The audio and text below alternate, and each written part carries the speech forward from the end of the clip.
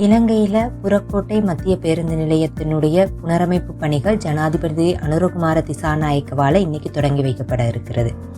1964 கட்டப்பட்ட மிகவும் பழமையான மத்திய பேருந்து நிலையம் இதுவாகும். தினசரி 1500க்கு அதிகமான பேருந்து பயணங்கள் இங்கிருந்து மேற்கொள்ளப்பட்டு வருகிறது. இன்று இந்த பேருந்து நிலையம் புனரமைக்கப்படுவதற்கான காரணம் என்னன்னா, சரியான பராமரிப்பு இல்லாததான். சுமார் 60 ஆண்டுகளுக்கு பிறகு இந்த பேருந்து நிலையம் புனரமைக்கப்பட்டதும் குறிப்பிடத்தக்கது. இதற்கு தோராயமாக 424 மில்லியன் ரூபாய் செலவிடப்பட உள்ளதாகவும் எதிர்பார்க்கப்படுகிறது. நவீன தோற்றம் மற்றும் தொழில்நுட்ப வசதிகளோடு சேர்ந்த ஒரு தூய்மையான பேருந்து நிலையம் தான் இங்கே உருவாக்க எதிர்பார்க்கப்பட்டிருக்கு. இதில் ஓய்வு அறைகள், தகவல் மற்றும் தொழில்நுட்ப நிலையங்கள், பாதுகாப்பு என பல அம்சங்களும் இந்த நிலையத்தில் நிறுவப்பட இருக்கு. இந்த பேருந்து நிலையத்தினுடைய புதுப்பித்தல் பணிகள் விமானப்படையினரினுடைய தொழில்நுட்ப வல்லுநர்கள், பொறியியலாளர்கள் என அனைவரினுடைய பங்களிப்போடையும் மேற்கொள்ளப்பட்டு வருகிறது.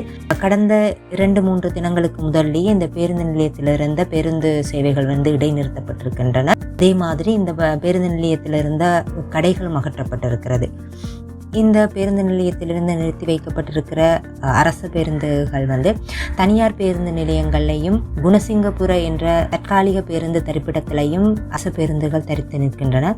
தனியார் பேருந்து நிலையத்தில் யாழ்ப்பாணம், மதவாச்சி, வவுனியா, புத்தளம், சிலாபம், அனுராதபுரம் இந்த பாதையினூடாக செல்கின்ற அனைத்து பேருந்துகளும் இங்கே தரித்து நிற்கிறது.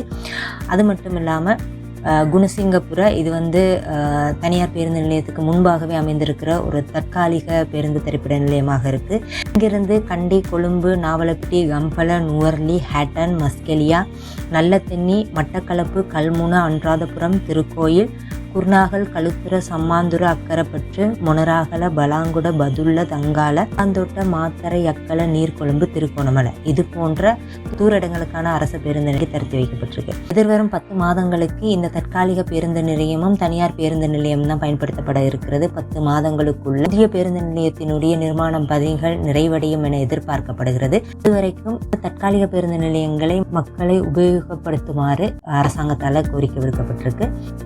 இது போன்ற சுவாரஸ்யமான தகவல்களை தெரிந்து கொள்ள எங்களோட சேனலை சப்ஸ்கிரைப் பண்ண மறக்காதீங்க. நன்றி.